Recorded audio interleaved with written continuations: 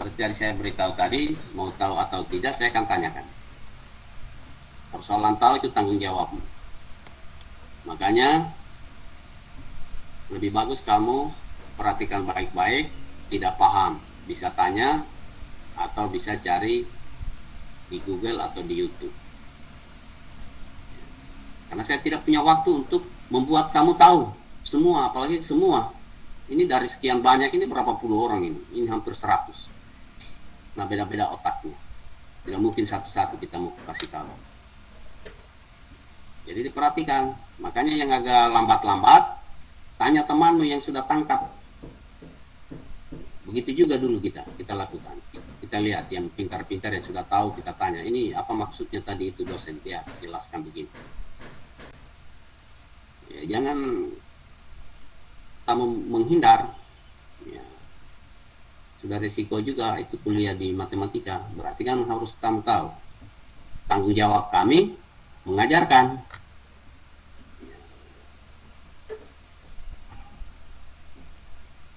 Tidak harus membuat kamu tahu, ya, mengajarkan.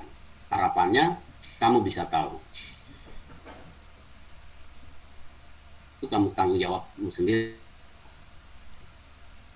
Makanya tadi itu saya bilang, jangan kamu kira kamu pasang fotomu baru kamu putar-putar, kamu bangga. Wah, saya kuliah kemarin saya kasih bodoh-bodoh dosen ini, saya cuma taruh foto, saya pergi main-main. Tunggu dulu, ya. Ya, penyesalan nanti terakhir, bukan sekarang. Banyak orang menyesal setelah tamat, wah coba kalau saya kuliah baik-baik dulu. Ya. Oke ya, jadi belajar matematika ini harus kuasai dari awal, karena makin ke atas makin rumit, makin kompleks, makin sulit. Kalau kamu main-main di bawah, sama sekali tidak akan. Ya, saya ini mengajar bukan saja S1 ya, saya mengajar S2, S3. Bahkan saya membimbing S3 ya. Itu ada beberapa calon doktor di WHO itu calon doktor pertanian itu saya namanya promotornya, pembimbing utamanya. Ya, kita melakukan pemodelan. Ya, apalagi S2 banyak itu saya ajar itu, S2 pertanian, S2 perikanan, S2 ini baru-baru ini biostatistik, S2 kesehatan. Yang banyak kan malah dokter-dokter yang lagi kuliah. Ya, kamu ini baru masuk, belum S1 malah. Makanya belajarnya baik-baik. Oke, jadi perhatikan baik-baik ini gambar. Ini ada kurva. Ini kan fungsi variabelnya ada 3, X, Y, Z. Setiap titik X, Y, Z dia akan ada satu nilai di garis ini. Paham ya? Jadi namanya fungsi 3 variabel, tapi fungsi real, karena setiap titik X, Y, Z akan ada satu pasangannya di kurva ini. Nah, setiap titik di kurva ini bisa dinyatakan dalam bentuk vektor.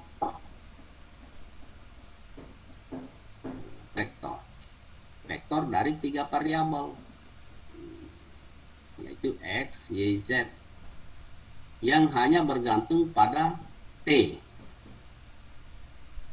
Jadi setiap variabel ini justru dijadikan fungsi.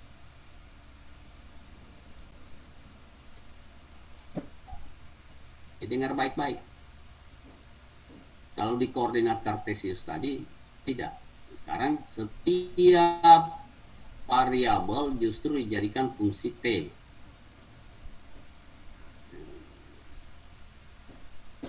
Kenapa pakai T? Karena ini kurva ini kita bisa parameterisasi terhadap waktu. Jadi kalau partikel ini bergerak dari sini, dari waktu ke waktu, maka letaknya, posisinya itu akan berubah-ubah. Berubah-ubah posisinya. Posisi inilah yang variabel. Variabel X, Y, Z itu variabel menjadi fungsi. Fungsi terhadap waktu. Jadi setelah 5 menit, X-nya berapa, Y-nya berapa, Z-nya berapa. Nah ini. Nah inilah yang akan disebut sebagai fungsi bernilai vektor. Jadi fungsi tapi nilainya vektor karena dia jadi vektor Rx, karena ini vektor ini. Kalau saya tanya apa itu vektor, Anda harus tahu definisinya supaya bisa mengerti kenapa ini disebut vektor. Jadi ini dari ini yang akan berubah-ubah itu ini, karena definisinya vektor itu kan dari sini. Nah, ini yang akan berubah-ubah. Ini lihat ini, saya punya garis ini, lihat yang saya buat. Lihat, Prof. Lihat, Prof. Saya kasih besar lagi ya. Kalau kamu perhatikan baik-baik ini pasti paham ini. Kasih besar-besar lagi sedikit garis. Nah, inilah vektor ini. Ini vektor yang akan berubah-ubah, ini vektor berdasarkan waktu yang dilewati. Nah, ini vektor ini. Jadi fungsi ini nilainya vektor. Nah, paham ya? Oke?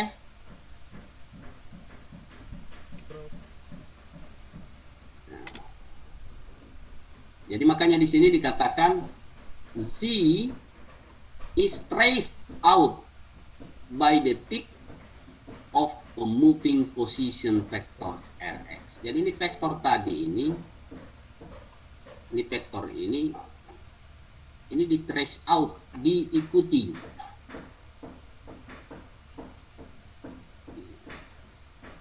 Diikuti, di trace out. Nah, ini vektor ini. By the tip of moving. Nah, ini bergerak.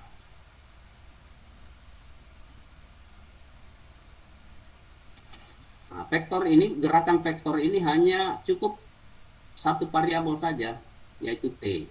Karena nanti juga ada biasa di 2 variabel, 3 variabel. Tapi ini untuk ini parameterisasinya cuma satu. Cuma satu. Yaitu masalah waktu saja. Saya nggak tahu ya. Nah, saya pindah. Kalau masih kurang-kurang tahu, cari penjelasan. Kita kembali ke buku.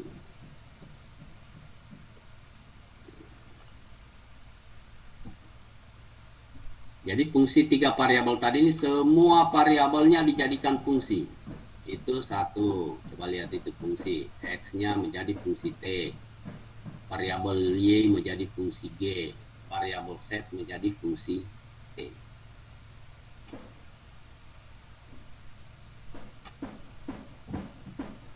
Nah, sekarang saya berikan suatu kurva dinyatakan dengan vektor R.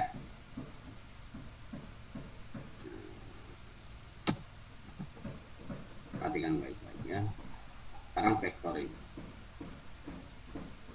Ini kalau dalam variabel X, Y ini apa fungsinya?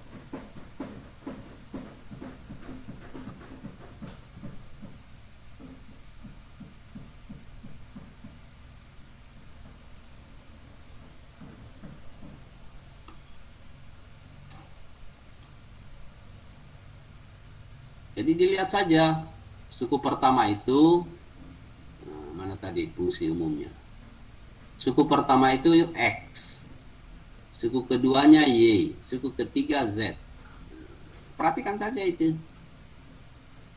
Kalau kamu perhatikan ini, berarti 1 tambah T ini X, 2 tambah 5T ini Y, min 1 tambah 6T Z. Nah, jadi X-nya 1 tambah T. Jadi perubahan X-nya itu akan berganti.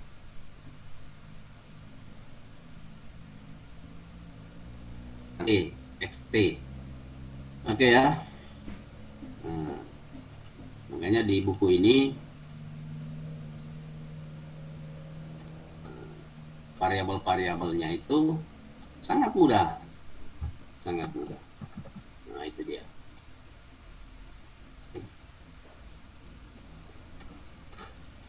Nah, kemudian perlu juga saya ingatkan ini karena simbol-simbol ini kalau deskripsi ini Pak Wayan ini paling ketat ini kalau simbol-simbol matematika. Jadi sebenarnya umumnya itu kita tidak boleh sembarang menulis simbol. Kapan dia tebal, kapan kita menggunakan kurung biasa, karena ini matematika ini berlaku umum ini di seluruh dunia, dimanapun kamu pergi. Karena saya sudah pengalaman kuliah di Kanada, Kutub Utara, begini juga simbolnya. Saya pergi kuliah di Australia Kutub Selatan, sama juga simbolnya. Makanya perlu kamu belajar simbol matematika yang benar. Kalau vektor itu dicetak tebal. Coba kamu perhatikan ini buku ini yang ditulis oleh orang barat ini. Kalau saya zoom ini. Coba lihat R-nya ini. R-nya ini jelas tebal ini. Ini menandakan vektor. Beda kalau ditulis kecil. Huruf kecil seperti F ini. F ini huruf kecil. Ini fungsi. Satu fungsi. Kapan kamu tebalkan, maka interpretasinya lain lagi. Itu ada dua fungsi di dalamnya. Atau tiga atau lebih. Karena sudah vektor. Nah, ini R, tebal. Saya pingin tuh dari awal kamu itu sudah paham lah simbol-simbol matematika. Karena ini skripsi ini saya setengah mati nih mencoret-coret ini. Biar menulis simbol-simbol salah-salah. Tidak jelas yang mana vektor, yang mana variabel. Karena ada salahnya, karena ada salah dalam belajar. Dan itu langsung jadi penilaian, oh ini orang ini tidak paham ini matematika. Dari menulis itu saja simbol-simbol kita sudah tahu kamu tidak paham ini matematika. Apalagi kalau sudah ujian skripsi ditanya di depan, ya keringat dingin tidak ada di atas, kosong. Nah, ini X-nya ini variabel saja satu, karena satu tambah T. Coba lihat beda kalau vektor. Belum lagi kurungnya. Karena harusnya vektor itu ditulis susun ke bawah. Tapi untuk menuliskannya bersusun ke kiri, ya kita pakai kurung si. Kurung lebih besar ini dengan lebih kecil.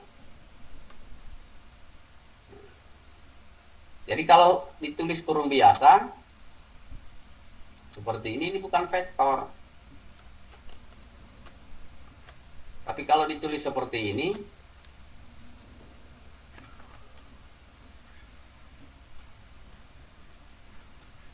itu vektor. Jadi ada beda.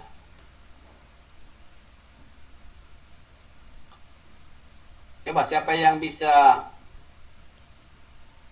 definisikan apa itu vektor? Sebut nama. Vektor adalah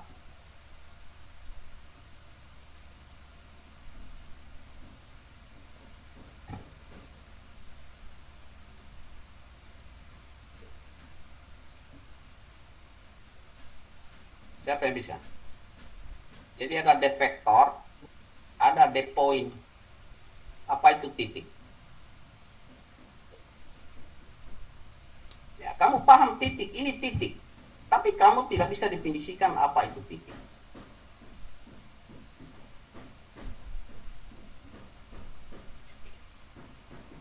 Ini garis, tapi kamu tidak bisa definisikan apa itu garis. Nah, makanya dari jauh-jauh saya bilang definisi itu penting dan hafal. Karena berdasarkan definisi itulah kita bisa mengatakan sesuatu itu garis atau tidak.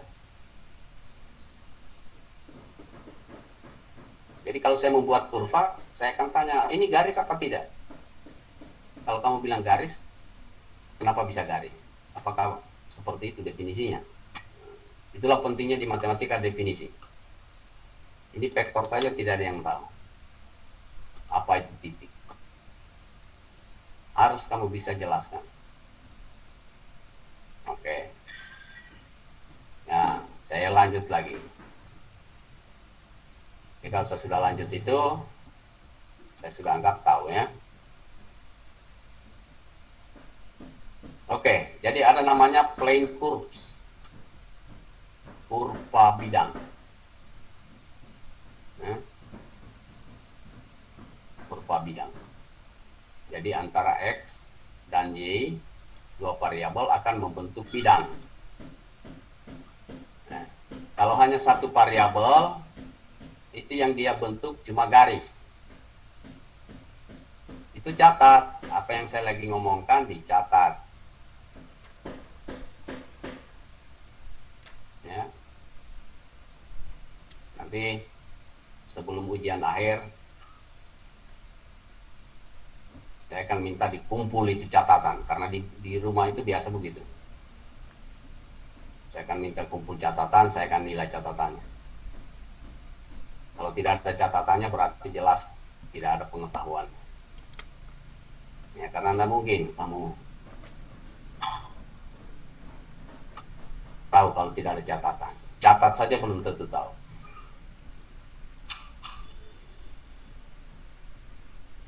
Oke, ini kalau offline, itu saya selalu periksa tiap minggu catatan.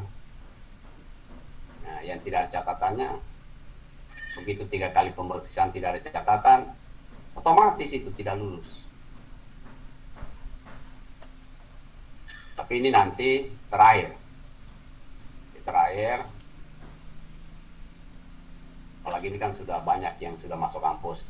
Terakhir, saya akan suruh kumpul, bawa catatan, saya periksa langsung. Selama ini yang saya ajarkan mana catatan. Ingat baik-baik ya. Sebelum ujian nanti terakhir, saya akan minta itu. Oke, kita lanjut. Plane curves, kurva bidang. Jadi kalau dua variabel tentu akan membentuk bidang. Kalau 3 variabel akan membentuk ruang. Kalau 4 variabel apa yang dibentuk?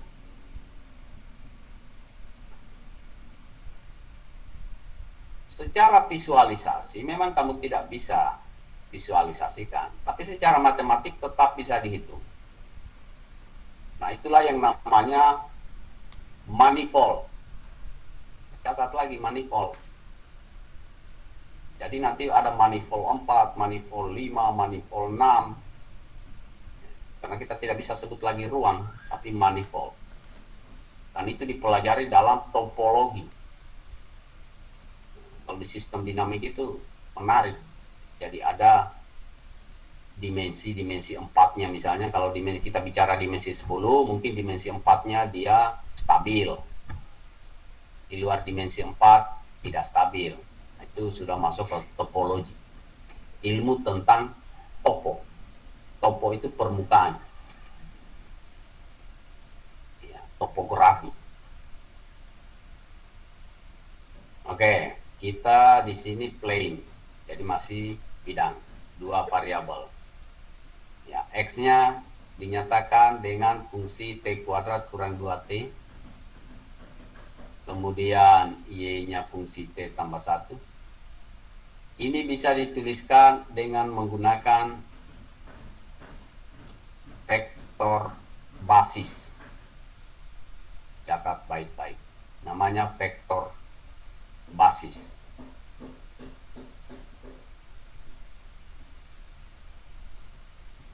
IJ. Kalau 3 dimensi ada lagi vektor K. 4 dimensi L, M, N. Kalau sampai N dimensi kadang kita tidak pakai lagi huruf-huruf I, J, K, tapi kita pakai E. Nanti E1, E2, E3. Jadi kalau 2 dimensi I ini adalah vektor 1, 0. Tapi Tapi kalau kita berbicara di 3 dimensi, 3 variabel, maka I ini adalah 100. Nah, jangan kamu nonton saja ya. Catat. Kalau kamu tidak dengar suara saya, cepat diinfokan supaya saya perbaiki lagi. Jangan sampai saya bicara tidak kedengaran. Bisa di WA kalau saya tidak dengar. Kamu bicara, kamu WA.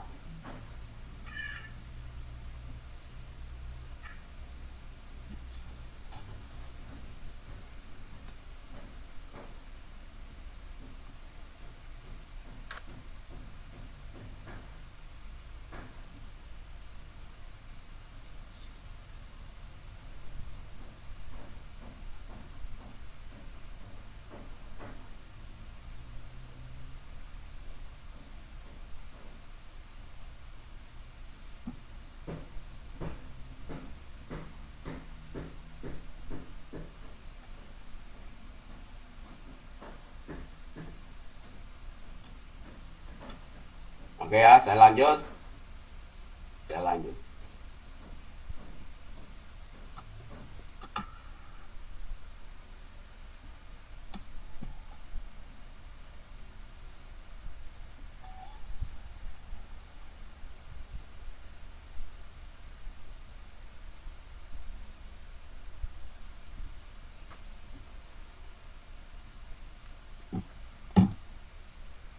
Dicatat baik. Kalau kita berbicara 2 dimensi, memang I ini hanya 1, 0.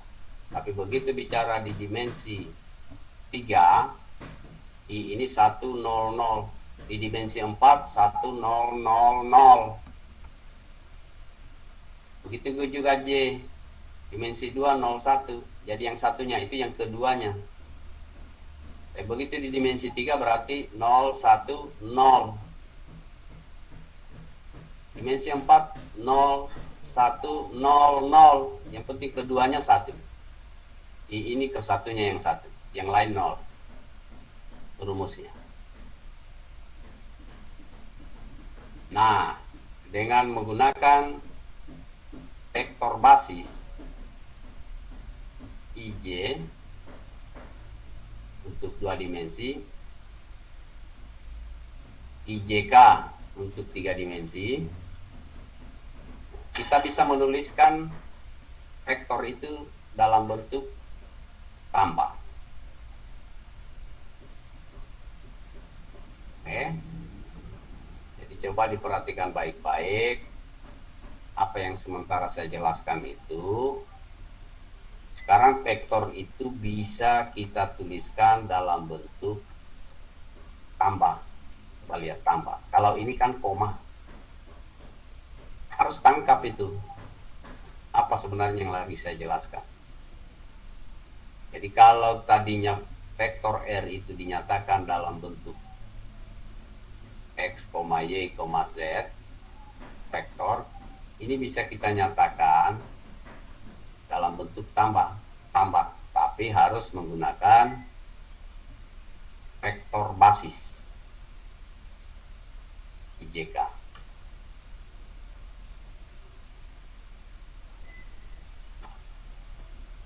Oke. Jadi apa artinya? Artinya itu yang di depan I itu X, yang di depannya J itu Y, yang di depannya K itu Z. Nah, ini artinya ya. Yang cos T itu adalah X-nya, sin T-nya Y, Z-nya. Kenapa bisa? Ini sebenarnya mudah sekali penjelasannya ini kalau kamu paham. Kenapa bisa begitu? Ini kan tinggal kamu kali saja. Cos T. Nah, sekarang I-nya itu apa I-nya? I-nya itu kan vektor. Tadi sudah ditahu vektornya. Saya bisa tuliskan dalam bentuk begini nih vektor. 1.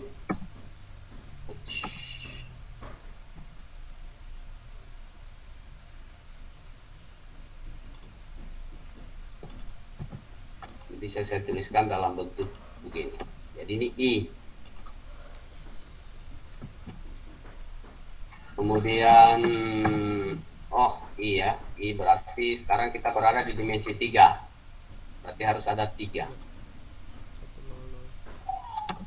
Nah, berarti I-nya itu adalah 1, 0, 0. Nah, gitu. Ente.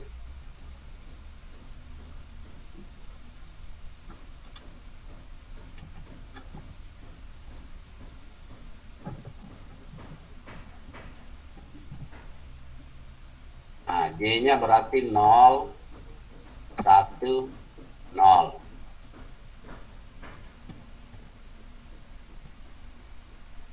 Kemudian Z-nya 0, 0, 1. Nah, ini kalau kita kali ke dalam, ini aturan vektor. Kali ke dalam berarti yang ini jadi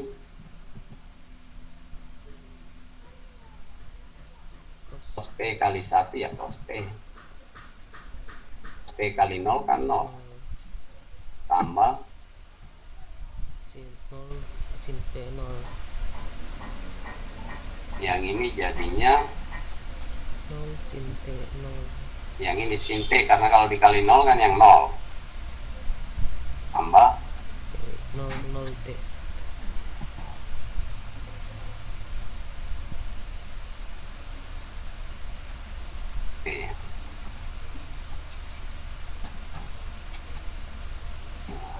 Aturan matriks vektor, kalau menjumlah vektor ini kan suku pertamanya dijumlah semua, cos T tambah 0 tambah 0.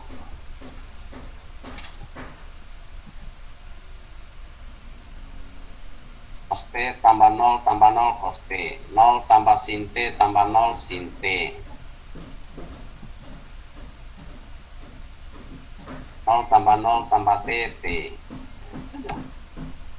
Berarti vektornya itu. Jadi RT itu sama dengan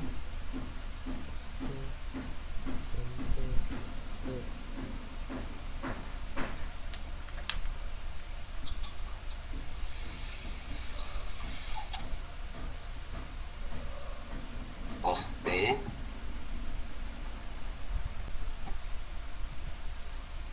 sin T dan T.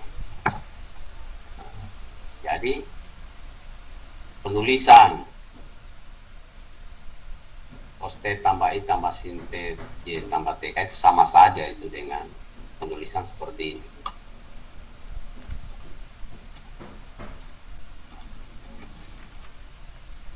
Noting difference. Ini namanya they are equivalent. Mereka setara. Tetapi ada manfaatnya nanti dengan cara menuliskan IJK.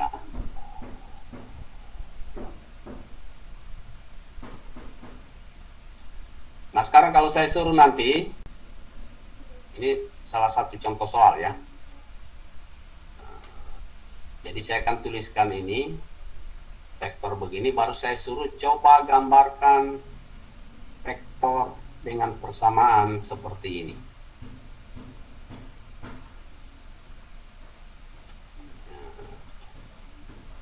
Ini salah satu bentuk pertanyaan yang saya akan tanyakan seperti ini.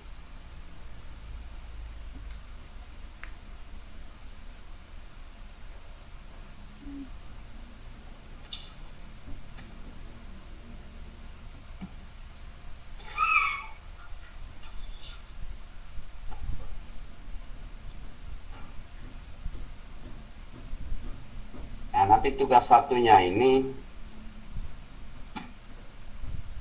nanti kalian bikin 50 soal yang mirip begini ya. Mirip begini. Nanti kan dirubah-rubah saja depannya ini, kemudian gambarkan grafiknya.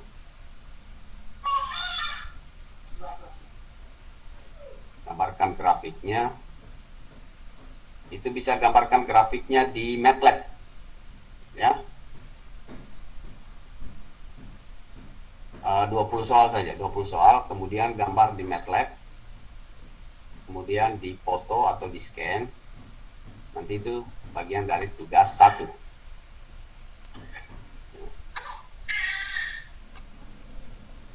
Jadi bisa di sketsa. Bagaimana caranya mensketsa? Coba lihat. Tadi kita ambil cos T itu X, Y itu sin T. Terus nanti kan menggambarnya dalam 3 dimensi. X, Y, Z.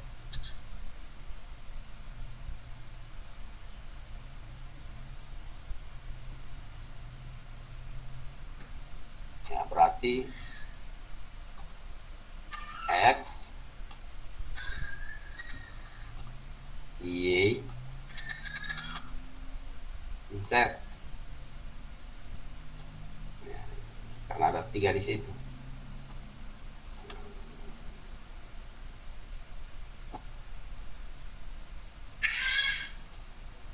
Nah, ini kamu harus punya feeling, harus punya sense, harus punya ide. Nah, ini kalau kita lihat ini kan T-nya ini bisa saya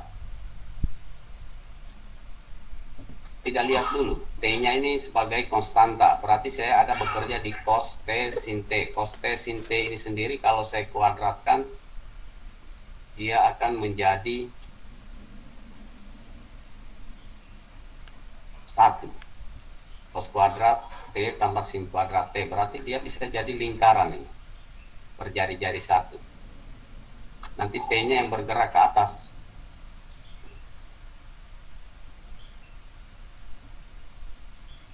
Kan Anda sudah punya X tadi. Saya kopikan lagi ya, supaya paham. Nah, ini.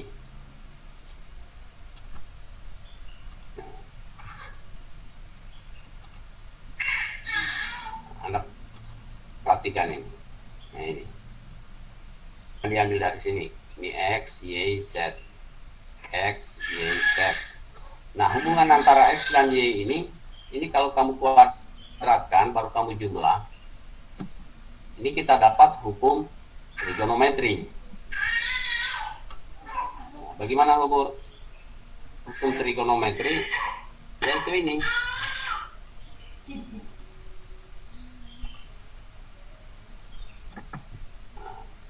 Bahwa kalau saya kuadratkan X dan Y, baru kemudian saya jumlahkan, ini sangat familiar pelajaran di SMA, bahwa cos kuadrat T tambah sin kuadrat T sama dengan 1. Ya, sehingga kalau kita ambil bidang X, Y, itu sebenarnya lingkaran saja ini, lingkaran berjari-jari 1. Begitu cara mensketsa itu.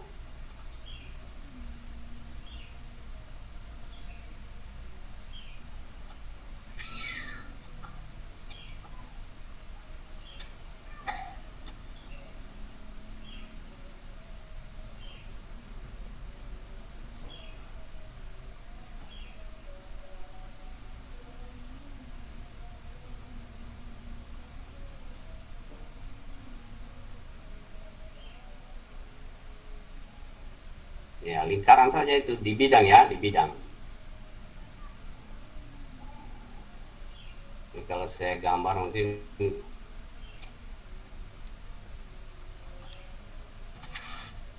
ya, ini bidang X, Y, Z.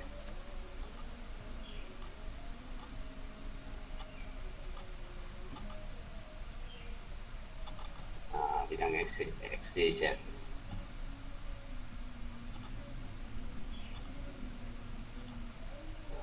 Lingkaran nanti juga naik lingkaran gitu ya.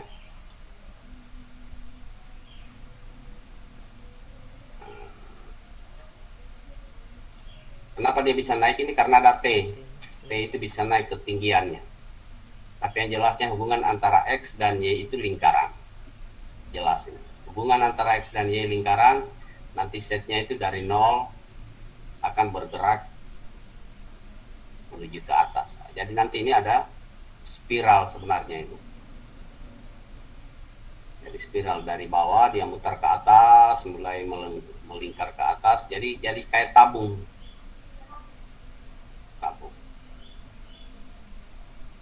Yaitu sesuai dengan cos kuadrat tambah sin kuadrat T. Nah, ini yang disebut dengan helix. Ya, helix. Nanti kalau ditanya itu apa helix, nah, sudah tahu ya. Yaitu kurva yang membentuk tabung tapi spiral ke atas. Ini ada gambarnya sini. Nih. Jadi ini hubungan X, Y, Z ini lingkaran berjari-jari satu. Jadi mau kemanapun ini lingkaran inilah membentuk tabung. Nah, sedangkan T-nya ini bergerak ke atas. Dia mulai naik ke atas tapi di kulit tabung. Nah, inilah kurva dari Rx, Rt, cos T, sin T, T. Oke ya, itu yang disebut helix.